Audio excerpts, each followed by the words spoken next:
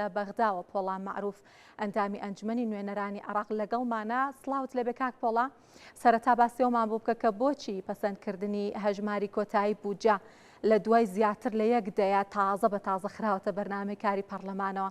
چ کەم و کوڕیەکی دسپلینی ئەمە دەرئەخات لە دارایی وڵاتە؟ سڵاو ڕێز بۆ جەنابەت خات و زریان، سڵاو ڕێز بۆ سەرجەم کارمەندانی کەناڵی ئاسمانی کورسات و بینێرە بەڕێزەکان. ئەمڕۆ دانیشتنی ژمارە 6 لە وەرزی دووەمی ساڵی یەکەمی یاسادانان بەڕێوەچوو. دانیشتنەکە بە گوێرەی پەیڕەوی کار جەدوەلە ئەعمالی دانیشتنەکە 11 فەقەرەی لەخۆ گردبوو. لە بیدایەتی هەواڵەکانە جەنابەت باست لە چەند فەقەرەیە کرد، یاسای کار و قەرزی کشت و کاڵی، ئەمە یەکێک بوون لە فەقەرەکان.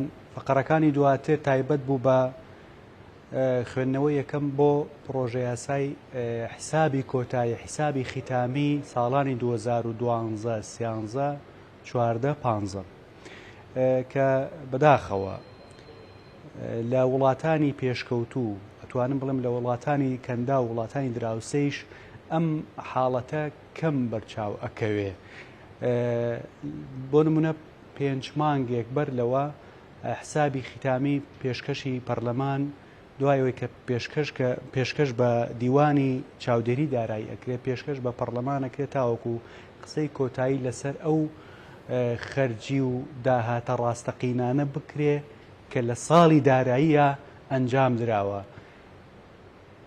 ئەمەیش هۆکارەکەی زیاتر بۆ ئەوە ئەگەڕێتەوە کە مامەڵەکان، مامەڵەی دەیان و سەدان دەیان وەزارەت و موئەسسە و دام و دەستگای حکومی کە مامەڵەکانیان لە ساڵێکی داراییە ئەنجام داوە، مامەڵەکان بە شکڵێکی عام بە شێوازێکی خێرا و مۆدێرن و دیجیتاڵی بەڕێوە ناچن کە لە زۆربەی وڵاتانە ئەم شێوازە کارکردنە بە دیجیتاڵی بەڕێوە ئەچێ. بەڵام بەداخەوە لە قانون موازنە یاخود لە حسابی ختامیە ئەم حاڵەتە بەدی ناکرێت کە ئەمە هۆکاری دواکەوتنی ئامادەکردنی حسابی ختامیە. زۆر باشە کاک پۆڵا، باسی پەسەندکردنی ئەم هەژمارە ناکەین هەتاکو ساڵی 2015، ئێستا لە ساڵی 2026 ئەمە هیچ کاریگەری دروستەکان لەسەر شەفافیەتی دارایی و متمانی و بەرهێنەران هەرچەند ساڵانێکی زۆریشی بەسەرا تێپەڕیوە؟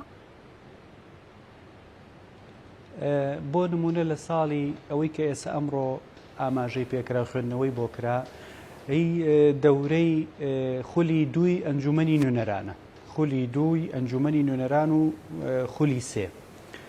لەبەرەوەی 2010 هەتا ساڵی 2014 خولی دووەمی ئەنجومەنی نوێنەران بوو، حساب ختامی 2012 13 14 لە 2014 هەتا 2018 خولی سێی ئەنجومەنی نوێنەران بوو، 2015 کەوێتە خولی سێوە. ئەمە ناشەفافیەک پیشان ئەدا، یان دردۆنگیەک لە لای وەبەرهێنەران یاخود لە لای هاوڵاتیان و هاونیشتیمانیان بە شکڵێکی عام دروست دەکات. لەبەرەوەی لە کاتێکە کە وەکو عەرزم کردی ئەبێ 5 مانگ پێش ئامادەکردنی موازنەی دەوڵەت ئەم بابەتە یەکلا بکرێتەوە بێتە پەرلەمان تاوەکو لە کۆتاییە لە ساڵی کۆتایی داراییە تەناقوز و بەریەکەوتن ڕوو نەدا لە بینی حسابی ختامی و موازنەیە. بۆ نمونە لە ساڵی 2012 نزیکەی 12 تریلیۆن فائز هەبووە، زیادەی داهات هەبووە لەو ساڵەیە. لەبەرەوەی جەناب ئەزانی کە عادەتەن موازنە حسابێکی تەقدیریە، حسابێکی پێشبینی کراوە، بەڵام حساب ختامی لە کۆتاییە ئەو حسابە فعلیەی هەیە، ئەو داهات و خەرجیە فعلیەی کە هەیە ئەوە ئەژمار ئەکات کە لە ئەرزی واقعە هەیە. لەبەر ئەوە ئەم حاڵەتانە بە شکڵێکی عام جۆرێک لە ناشەفافی دروست ئەکات، لەبەر ئەوەی لە هیچ یەکێک لەو وڵاتانەی کە ئاعتیمادی سەرەکی لەسەر یەک سێکتەرە کە بۆ نمونەوەکو وڵاتی عێراق کە 92 بە گوێرەی ئەو ساڵانە لە 92 هەتا 96 بە پلەیەکەم پشتی بە هەناردەکردنی نەوت و فرۆشتنی نەوت بەستووە.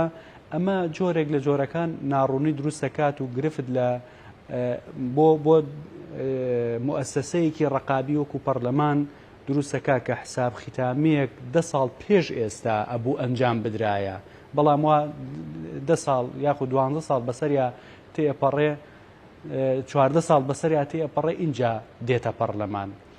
لە 2019 لە خولی سێ ئەو کاتە حیساب ختامی 2011 خوێندنەوەی بۆ کراوە.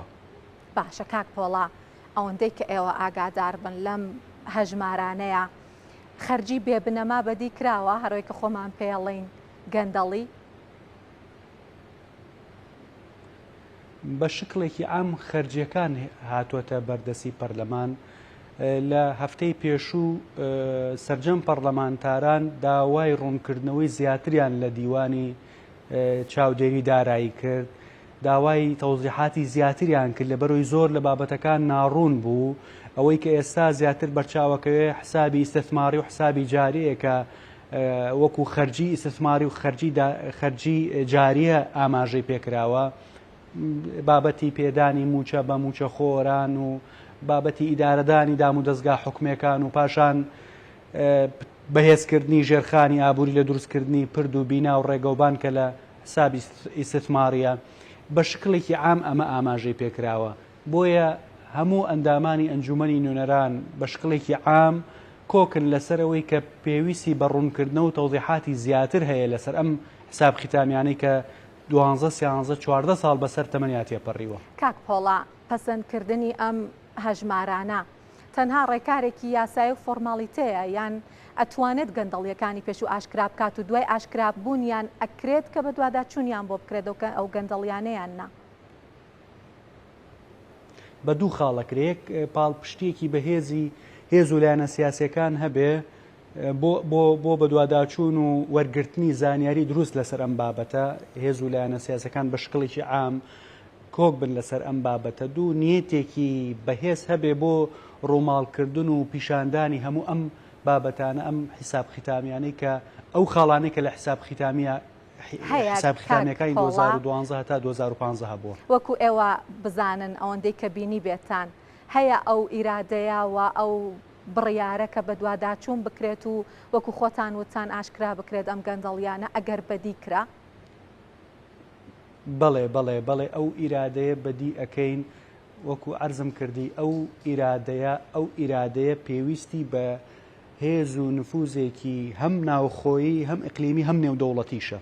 باشە ئێستایە پاڵپشتێ ناوخۆیەکە و ئەتوانم بڵێم نێودەوڵەتەکەیش بەدی هاتووە بۆ بە دوواداچوون لەسەر ئەم بابەتانە. لەبەرەوەی عێراق لە ڕیزبەندی یەکەم تا پێنجەما دێ لە هەبوونی احتیاطی نەوت و هەناردەکردنی نەوت. وڵاتێکە ئەگەر ئیدارەیەکی شەفاف و ڕاست و ڕاستگۆیان و سەرڕاستانە بدرێ دۆخی دارایی لە ئێستای بەم شێوازە نابێ.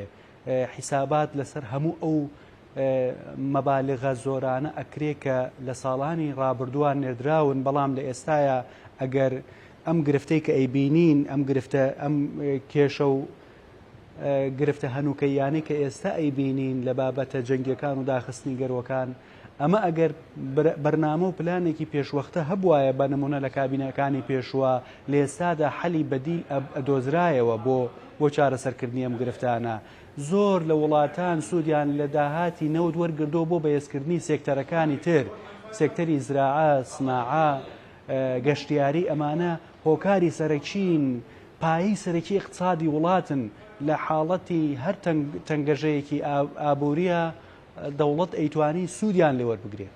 باشە کاک پۆڵا، با باسێکی بابەتەکانی تری دانیشتنەکە بکەین. یەکێکیان هەموارکردنەوەی یاسای سندوقی قەرزی کشتتوکاڵی. ئەمە چ ئاسانکاریەک بۆ جوتیاران بە دوای خۆیان هێنێت؟ معلومی بەڕێستە ئەو یەکێکی تر لەو سێکتەرانەی کە هۆکارە بۆ بەهێزبوونی اقتصادی هەر وڵاتێک سێکتەری کشتتوکاڵە. عێراقیش وڵاتێکی بەکاربەری سەرەکی کشتتوکاڵە و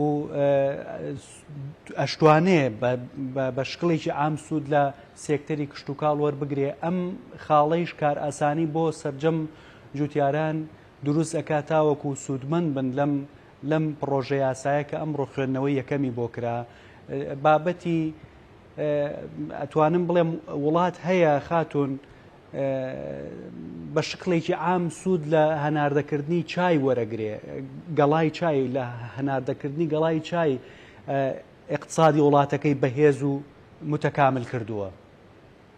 باشە کاک پۆڵا بابەتێکی تر هەیە ئێمە ئاگادارین کە جەنابتان هەوڵتان داوە بۆ چارەسەرکردنی کێشەی زیاتر لە 86,000 فەرمانبەری گرێبەستی هەرێمی کوردستان نزیکەی 109 ئیمزاشتان بۆ ئەم بابەتە کۆ کردووەتەوە. وردەکاری زیاترمان بدەنێ کە بەکوێ گەیشت و ئامانجتان چی بووە لەمە؟ هەڵبەت ڕۆژی 23/4 ئێمە نزیکەی 60 واژۆمان کۆ کردەوە بە تەنیا بۆ مامۆسایانی گرێبەست. بەڵام دواتر بەرنامەکەمان فراوانتر کردەوە کردمان بە یەک پاکێج تاوەکو سەرجەم فەرمانبەرانی گرێبەستی هەرێمی کوردستان بتوانین هاوکار و پاڵپشتیان بین بخرێنە سەر موازنەی 2027. هەفتەی ڕابردوو لە خزمەتی نوێنەری فەرمانبەران ئابووین وەکو فراکسیۆنی یەکێتی نیشتیمانی کوردستان و سەرجەم فراکسیۆنەکانی تریش ئەم نوێنەرانە سەریان لە فراکسیۆنەکانی دیکەشدا بوو.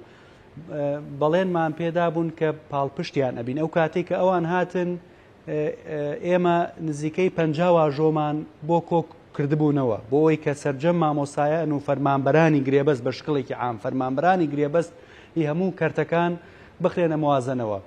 ئەو ڕۆژەی کە ئەوان تەشریفیان هێنا نزیکەی 50 واژوو کۆکرایەوە. ئەمڕۆ سوپاس بۆ خواواژۆکان گەیشتە 109 واژۆ کە کۆمان کردەوە تاوەکو تەستیمی وەزیری بەڕێز وەزیری دارایی بکەین تا لە موازنەی 2027 تا جێگەی ئەم 86,000 فەرمانبەرە گرێبەستە بکاتەوە کە خۆتان ئەزانن موچەکانیان لەسەر زڵمنی داهاتی ناوخۆیە.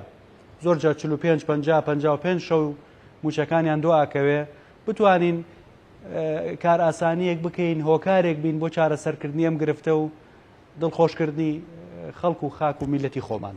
زۆر سپاس پۆڵا معروف ئەندامی ئەنجومەنی نوێنەرانی عێراق کە لە بەغاوە لەگەڵ ما بوون. سپاس بۆ زانیاریەکانتان.